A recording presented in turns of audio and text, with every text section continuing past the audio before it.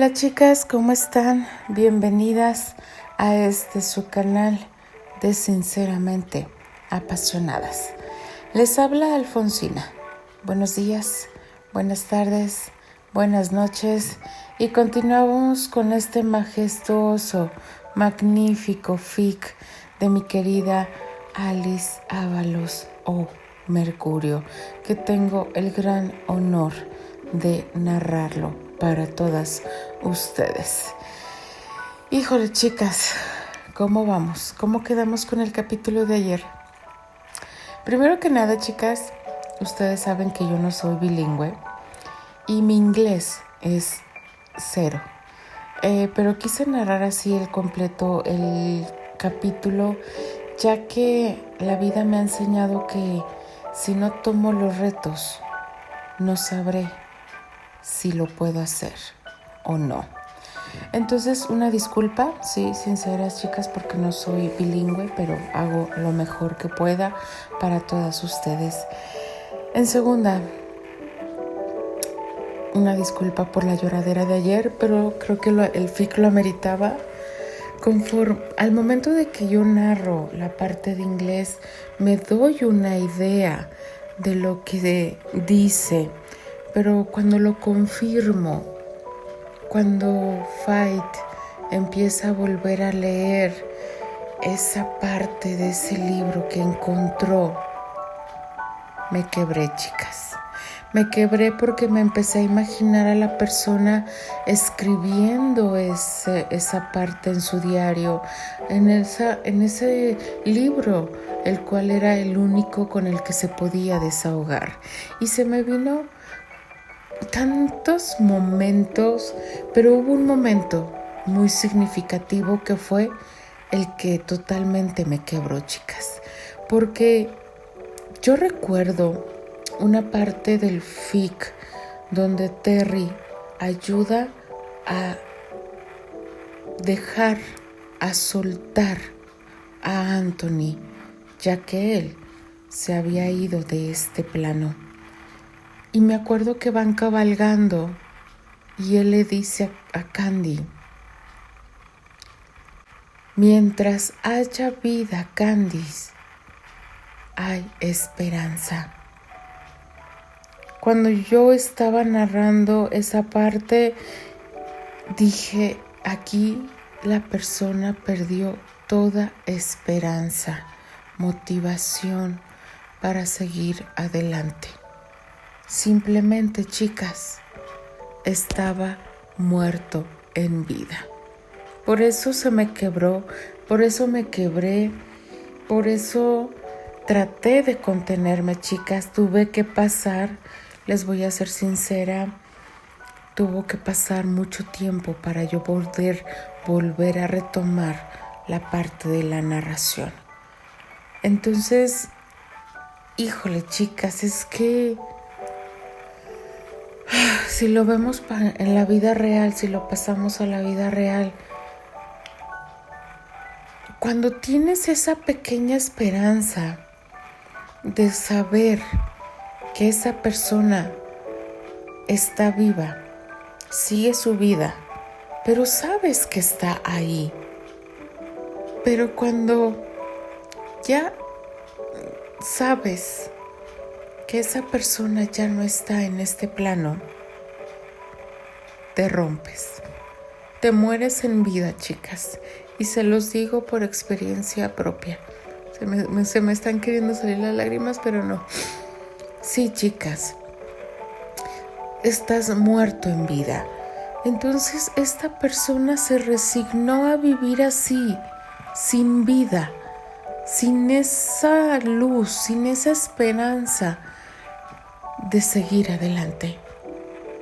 Cuando Terry le enseña a Candy que debe soltar a Anthony porque ellos están vivos.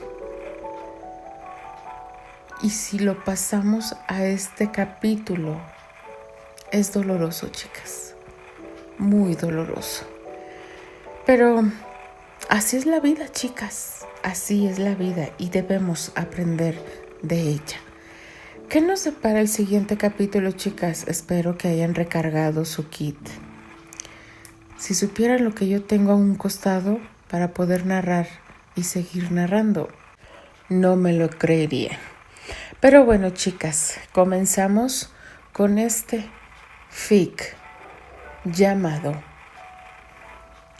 Una historia neoyorquina. Capítulo 4. El diario continuaba interminable, contando a ratos escenas de la vida cotidiana y de la mujer con quien él vivía y a quien él parecía profesar un sincero afecto, más parecido a un sentimiento fraternal. Leyendo más adelante se dieron cuenta de que el autor y su esposa habían intentado tener hijos sin éxito y después, a pesar de sus intentos, se les había negado la adopción de un pequeño. Debido al impedimento de mi esposa, explicaba él, lo cual les dejaba cada vez más claro a las muchachas que la mujer del artista había padecido algún tipo de discapacidad física. Pero esos eran males menores en un alma que parecía estar a la mitad, muerta en vida, moviéndose por inercia en cada línea que escribía y en donde, ni por un solo instante, parecía faltar una profunda añoranza por ella. Miche y Fait se tomaron días y días leyendo el diario y muy a pesar de su pragmatismo de la primera, la joven peruana también terminó llorando en más de una ocasión, conforme iban desentrañando la historia que duraba por varios cientos de páginas.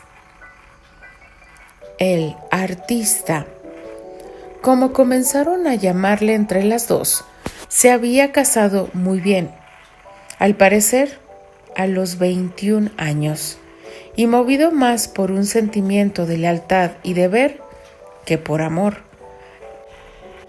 al cual él decía varias veces, había tenido que renunciar por honor. Se había separado de ella para casarse con aquella otra joven que se convirtió en su esposa y que lo amaba entrañablemente, sin por ello conseguir nunca ocupar el lugar de aquella otra mujer ausente.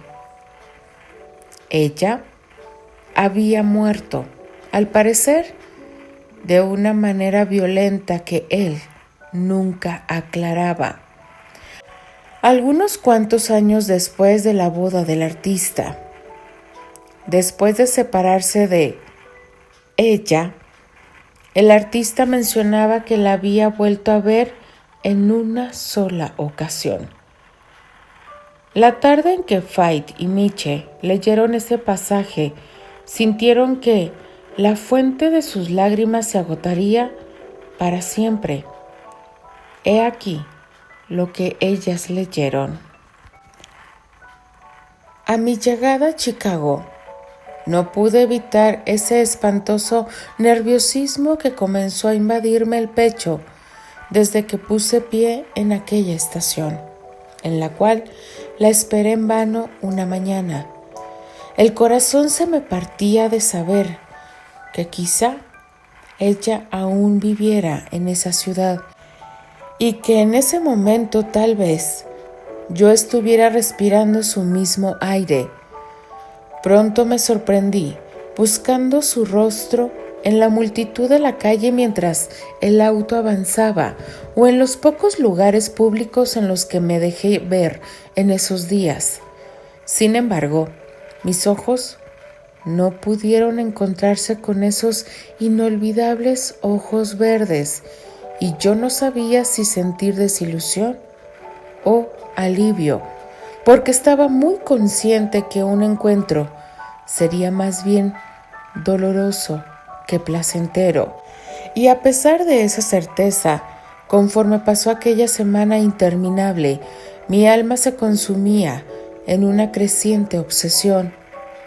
Verla aunque fuese un instante, a hurtadillas, sin que ella se diera cuenta de mi presencia. Pero el trabajo y esa maldita multitud de periodistas, admiradores y curiosos que asediaba el hotel donde nos hospedábamos no me permitieron hacer nada. Finalmente terminó nuestro compromiso en Chicago, y como era el último punto que la compañía visitaría en el tour, el día de la presentación final, comenzarían mis vacaciones justo cuando el telón hubiese bajado por última vez. Todos los compañeros decidieron viajar hacia Nueva York para reunirse con sus familias y así poder comenzar el periodo de descanso.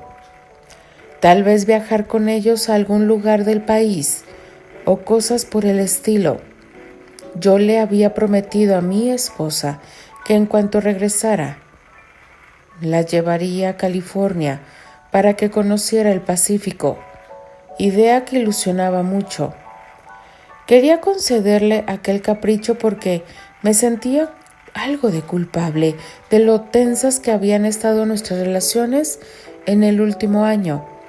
Así que abordé aquel tren de regreso a casa junto con mis compañeros. Pero mi corazón se negó a dejar Chicago tan pronto y sin haber conseguido lo que anhelaba. Apenas alcanzamos la primera estación en nuestro camino de regreso. No pude resistir ya más aquel impulso que se había vuelto más fuerte que mi razón y sin pensar más, le rogué a Robert que cuidara de mi equipaje y le explicara a mi mujer que llegaría 1 o 2 días más tarde. Pretexté que había olvidado algo en el hotel y como era importante para mí, no quería dejarlo al acaso sin intentar recuperarlo por mí mismo. Sabía que era una pobre excusa y que tal vez mi esposa sospecharía, pero de repente no me importó nada. De ese modo tomé el primer tren de regreso a Chicago y ya preso de una urgencia irracional, me dirigí a su antigua dirección, esperando que quizá el casero me pudiera dar razón de su actual paradero.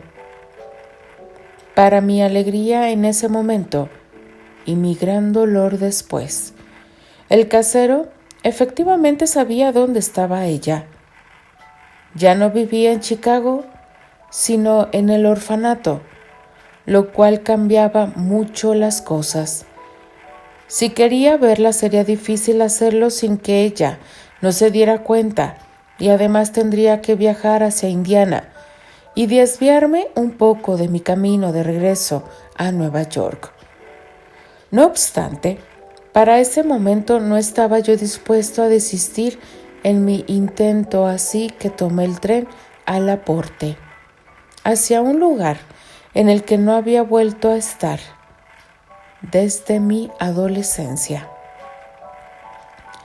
¿Para qué todos esos locos esfuerzos? ¿Para qué arriesgar mi ya precaria relación con mi desafortunada esposa? ¿Para qué propiciar un encuentro que tal vez a ella le resultara desagradable? Eran las preguntas que me hacía interiormente, a las cuales el corazón solamente podía responder que sería solo para ver sus ojos, esos ojos que ella me negó ver por última vez aquella noche.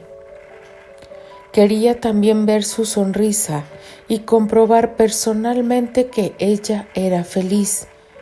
Después de todo ese tiempo, quería, debo admitirlo, verla convertida en mujer y llevar conmigo esa memoria para hacer la nueva parte de mis sueños. Último reducto de dicha furtiva que me quedaba en esa existencia sombría. Ahora, a pesar de la dicha egoísta que ese encuentro me dejaría, No dejo de arrepentirme de haberme dejado llevar por mis impulsos. Llegando al lugar, renté un auto a un comerciante dejándole en prenda mi reloj de oro, y con aquel modelo T desvencijado me dirigí hacia el orfanato.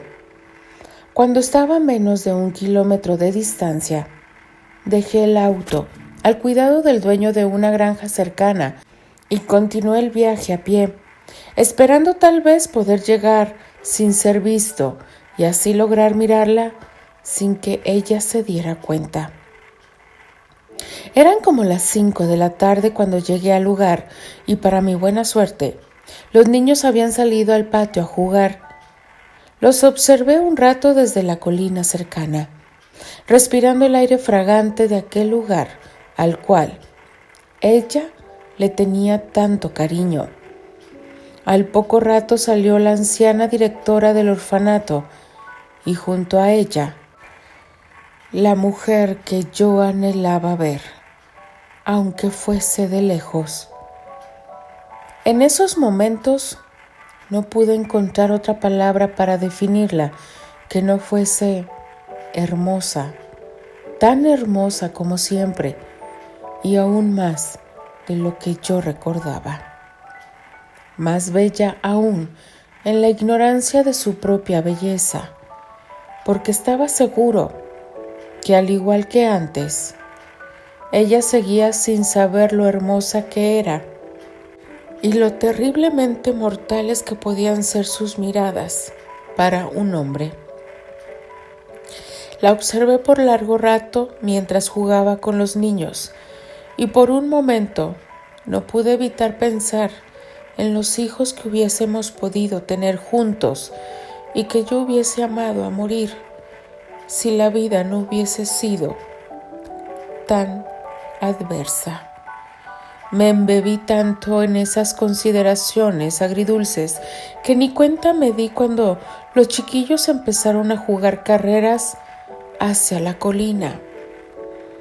Al observar al grupo corriendo hacia mí, intenté ocultarme en unos arbustos cercanos y no sé en qué momento perdí la razón aún más. Y en lugar de retirarme cuando aún podía hacerlo, me quedé ahí parado mientras ella y los niños subían a la colina.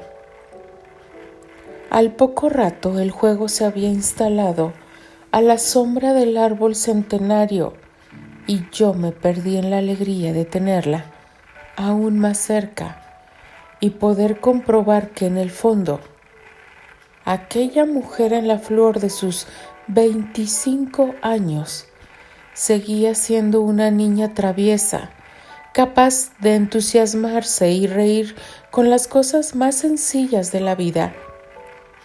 Estaba tan absorto que no me percaté de la presencia de un animal que me veía con recelo hasta que ya era demasiado tarde y aquel gran perro estaba ya prendido a mi pantalón, gruñendo con furia, y unos ojos verde malva me veían con asombro. En fin, el perro olió mi presencia, comenzó a ladrar y pronto me tenía preso. No pasó mucho para que los niños se percataran y ella se acercara a los arbustos descubriéndome. Luego de eso, sucedieron las obvias explicaciones a medias y los saludos forzados. La alegría que yo había visto en su rostro mientras jugaba con los chiquillos, ajena a mi presencia, desapareció en un instante para dar lugar a una joven visiblemente nerviosa que no sabía qué decir. Me sentí profundamente culpable por ser la causa de su incomodidad y un tanto triste de pensar que tal vez mi presencia le era desagradable. Tal vez me guardaba rencor y yo no podía culparla por ello. Sin embargo, No podía creer que ella pudiese albergar ese tipo de sentimientos por nadie, aunque se tratase de un infeliz como yo. Después de los primeros saludos, le presenté la pobre excusa de que había ido a visitarla, como si tácitamente nunca nos hubiéramos propuesto que era mejor no volverse a ver. Tal vez forzada por la situación, ella me invitó a pasar a la casa y aunque yo hubiera querido salir huyendo en ese instante, sabía que dadas las circunstancias tenía que seguir el juego. Así que tuve que pasar las siguientes 2 horas conversando con las 2 damas que dirigían el orfanato mientras trataba de grabar en mi memoria la imagen de aquella joven envuelta en un vestido color durazno que permaneció callada la mayor parte del tiempo, contrario a su costumbre de hablar siempre demasiado. ¿Era que había cambiado tanto, o más bien que no deseaba hablar conmigo? No sé si mis miradas me delataron en aquel momento ante las 2 amables señoras, pero lo cierto es que no pude despegar los ojos de aquel rostro sonrosado y esos cabellos rizados que ella llevaba sueltos sobre la espalda. Si antes había yo pensado que mi corazón ya no podía sentir nada, bastaba verla de nuevo para entender que su sola presencia me ponía en un estado de tal alteración emocional que poco faltaba para que el pecho me estallara. La religiosa, que parecía ser la más perspicaz de las 2 damas, debió de haber terminado de leer en mi rostro lo que las palabras tenían que callar. A la mitad de la conversación, y después de darse cuenta de que todos evitábamos el tema, la monja no dudó en preguntarme llanamente: ¿y su esposa, se encuentra ella bien de salud? No tuve más remedio que contestar, con la mayor naturalidad posible, intentando después llevar la conversación hacia otra dirección. Pero a pesar de mis esfuerzos, la buena mujer había logrado lo que se proponía: hacerme notar que cualesquiera fuesen mis intenciones con aquella visita inesperada, ninguno de nosotros, sobre todo yo, podía olvidar la existencia de mi mujer y los lazos que con ella me unían. Una vez más, maldije mi destino, sobre todo cuando noté que una sombra aparecía en aquel lindo rostro que yo amaba tanto y aún sigo amando con igual intensidad. ¿Acaso a ella aún le dolía la separación tanto como a mí? No pude evitar preguntarme sin saber si esa duda era motivo de alegría o de tristeza. La otra dama entendió las mudas intenciones de su compañera y, tomando la iniciativa, continuó comentando acerca de lo fugaz que es el tiempo y cuán rápidamente crecen los niños. Nada más tengo que mirarlos a usted y a esta niña, comentó la anciana. Parece ayer cuando eran solo unos muchachitos, y hay que ver ahora, usted ya hecho un hombre de éxito y jefe de familia, y ella, que pronto también tomará los votos matrimoniales. En ese momento mis ojos buscaron los de ella y se encontraron sin remedio. En ellos pude leer que era efectivamente cierto. Ella estaba a punto de casarse. Me sentí tan estúpido en ese momento, muriendo en vida por alguien que estaba a punto de ser la esposa de otro y a quien yo no podía reclamar nada por estar yo mismo casado con otra mujer, por haber sido yo quien decidiera ese destino. Pero la cadena de mis desgracias esa tarde no terminó ahí. Por la conversación principalmente dirigida por las dos damas mayores, supe que el prometido en cuestión no era otro que el hombre que alguna vez me salvó la vida y a quien yo aún consideraba mi amigo. Continuará. Ay, chicas, no, Dios mío de mi vida. Yo no sé qué voy a hacer con todos estos sentimientos. De verdad, chicas, que este fic me va a dejar sin lágrimas. De verdad, no saben lo que estoy tratando de contenerme para no soltar las lágrimas. Ay, no, pero esta última parte me mató. Esta última parte definitivamente me dejó en shock. No lo puedo creer, chicas. Imaginemos todo lo que esta persona está sintiendo, que su vida se va de las manos, literalmente, chicas. Ay, no. Chicas, ¿qué les puedo yo decir? Déjenme su like, déjenme sus valiosos comentarios y tengan una hermosa noche. La necesitamos. Les habla y se despide Alfonsina, la chica de los labios rojos, y de parte de las apasionadas. Nos escribimos, nos leemos y nos escuchamos en el siguiente capítulo. Adiós.